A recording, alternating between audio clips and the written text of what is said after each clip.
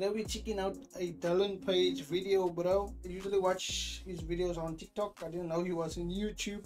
But yeah, we'll be checking out the song. See, I'm someone used to be reacting to music, bro. But yeah, the video's titled Hollywood is Sick. So let's go.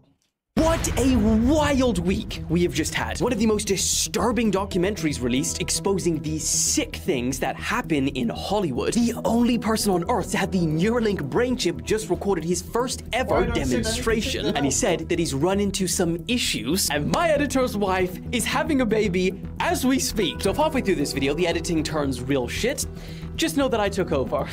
All of that and more, so let's get cracking.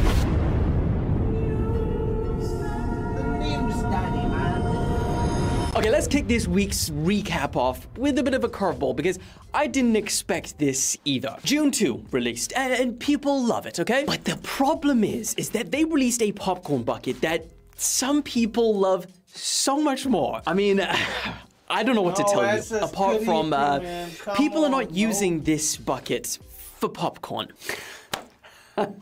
I don't know how humanity got here, but we're here now. In fact, it turns out that these buckets are so compelling, if that's the word you want to use, that they sold out everywhere, leading them to start reselling for hundreds of dollars, with some even labeling them as damaged or used, and it comes without lotion. Honestly, I had to take an internet detox after researching this. I feel stained. Moving on, happily. Okay, warning, I'm just gonna crack out all of the wacky shit that's happened this week first, just get out the way, so prepare yourself. This woman bit a man's thumb off after she delivered his pizza to the wrong address.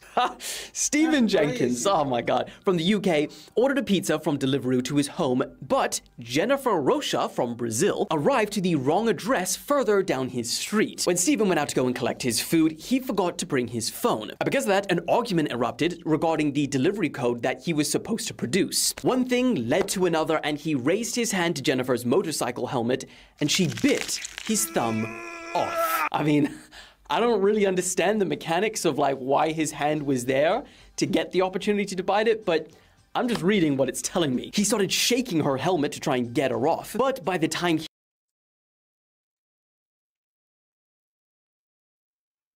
What's the sound? Like there's something in my room, bro. Sound like there's something in my room. Crazy.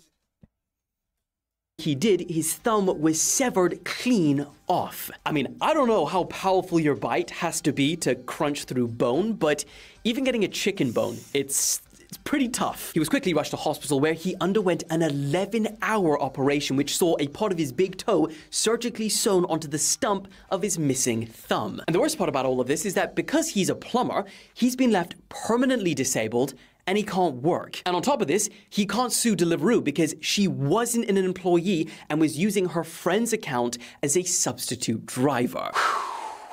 That's a whole series of very unfortunate events. This week in court, Jennifer pled guilty to grievous bodily harm without intent. Moving on. Okay, we are now at the point where Alex is officially having his baby and he's just sent me over all of this. So from this point forth, I will be taking over the editing. Now, I want to make one thing very clear right now. I do know how to edit my videos. Okay, Alex is only a recent addition to the team. I've been carrying this before him. But I don't really know how to edit on Final Cut. So enjoy the video. It'll only be 1 week, and if I see one fucking comment. Oh my god, this one is hilarious. Because we also found out this week that despite almost every Western brand pulling out of Russia, a creator named Tom posted a video showing that you can still pretty much buy all of them at reseller stores. Russians now just buy their Nike products at NSP, their iPhones, Macs, and even Vision Pros at Restore, their Lego at Cube World, which actually, fun fact, existed before the war. McDonald's got rebranded to just the letter M and still uses, as you can see, the same machinery.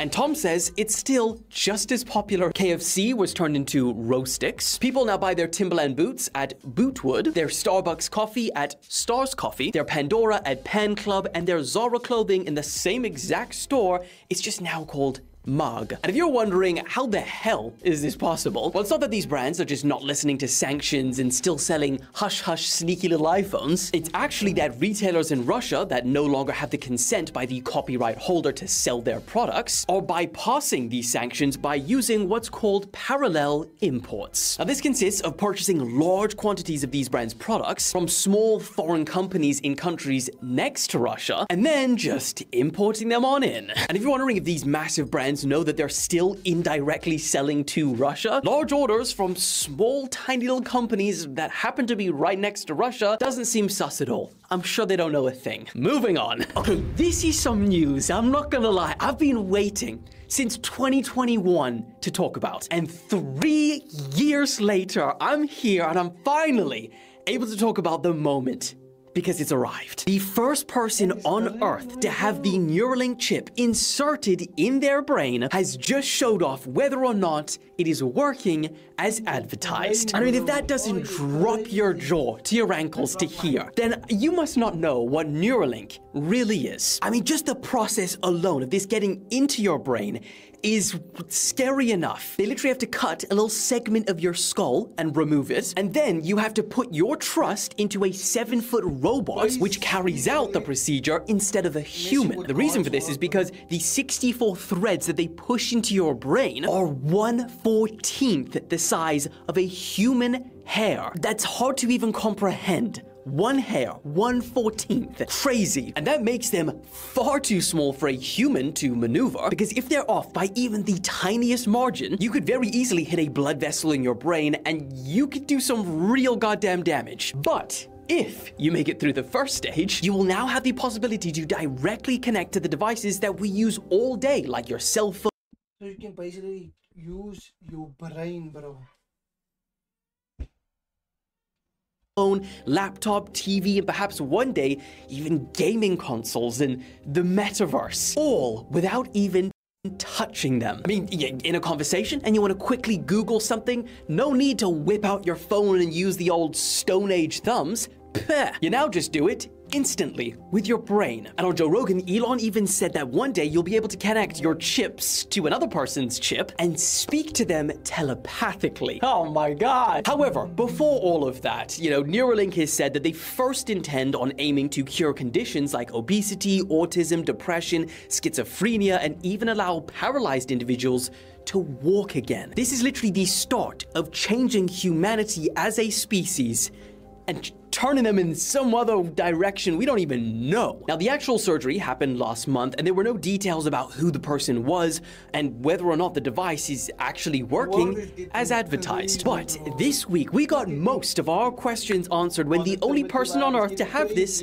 finally spoke to the world. I mean, we don't realize it yet, but I genuinely believe that we're gonna look back on this moment just like similar to the first time a man walked on the moon. I mean, we all remember the name Neil Armstrong, but will you remember the name of the world's first cyborg, Noland Arba? I'm actually not sure if that's how you pronounce it. Imagine that, all of that build up and I can't pronounce his name right. Now, the 29-year-old who was paralyzed from the shoulders down after a freak diving accident is now telekinetic, meaning that everything he now does on his Apple Macintosh is controlled by his mind. As you can see, he demonstrates playing chess, saying, "Before this, I had to use a mouse stick, but now, if you see the cursor moving around the screen, that's all me." He said the first day that they let him use it by himself, he stayed up all night playing Civilization 6, which would have been impossible for him before. Now, here's where things get interesting, because he did want to let people know that it's not perfect, and he has run into some issues, although he didn't, which I really wanted him to, go into the specifications of what those issues were. Because if it was an unskippable 30-second ad, I need to know now, so I can plan the riots. Also, one thing which I thought would have been a bigger issue highlighted was that you actually have to charge this thing. I didn't even think about that. Just imagine charging your head at night. But for anyone that is still at this point watching and thinking, you know what, I would consider doing human trials, his advice is that there's nothing to be scared of, and he's had no cognitive impairments, and it has already changed his life, and he believes it will soon change the world. It's crazy that this day has actually come. So with all of that being heard, the question I have for you is, will you at some point get this chip or not. Moving on! Now, if you thought that story was wild, I've actually saved the most insane news for last. This week, Hollywood was rocked by a bombshell new documentary called Quiet on Set, which uncovers the shocking behavior of writers, producers, and staff on children's Nickelodeon TV shows. And honestly, this gets dark. Now, while a whole bunch of genuinely shocking claims were made that you could talk about for hours, one name in particular was continuously dropped by people now speaking out, and that name is Dan Schneider. He was the producer for some of Nickelodeon's biggest TV shows in the 90s and 2000s, like iCarly, Drake and Josh, The Amanda Show, and the list goes on. I mean, if you're older than about, 23, you've probably watched some of the stuff that this man has made. I actually didn't, so a lot of these scenes that I'm about to show you, I saw for the first time this week, and I genuinely feel sorry for the people who grew up watching this, because what you're gonna see probably will ruin your childhood. Anyway, for years, Dan has been accused of being a creep, to put it lightly, but in this documentary, they came with receipts. Former co-workers accused him of years and years of abuse, inappropriate behavior on set, like asking for massages, and even writing wildly suggestive jokes into the shows that children would then later have to act out. One thing, for example, was that people who worked with him said that he had a massive foot fetish. And when you hear that before watching some of these scenes, you see it with a whole different perspective. Have you ever said something, like a sentence, and thought to yourself, wow, like, I bet nobody else on earth has ever said those exact words that I just said. Oh man, my uvula got stuck between that hamster's toes. That could never happen, because your uvula is that swingy thing in the back of your throat right here. I'm soaking wet! Because the ocean is even more wet than even the wettest person in the world. Have you ever tried to get your whole big toe in your mouth? Check this out. Sometimes I wonder if you can get juice from a potato. I'm thirsty. Yeah. Pretty messed up. One of the shows, Sam and Cat, even put out a tweet in 2013 asking their viewers, which of course are children, write on the bottom of your foot, take a picture and post it online with the hashtag Sam and Cat Saturday. Who approved? I don't think you guys realize what a wild week we have just had. A man is 7 days away from becoming the first. I don't think you guys realize what a wild.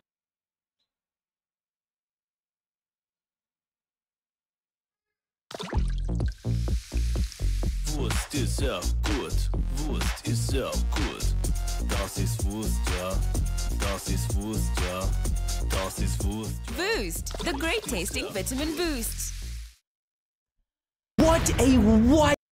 Yeah, pretty messed up. One of the shows, Sam and Cat, even put out a tweet in 20. That's the end of the video, bro. I didn't even know that it goes that far. Thought it would like end like 20 minutes or so, but then there's another video after this that I have to check out, which I will record after this one as well. Bro, that was even yeah, of the Sam and Cat thing. But yo, how can people still allow shit like this to happen?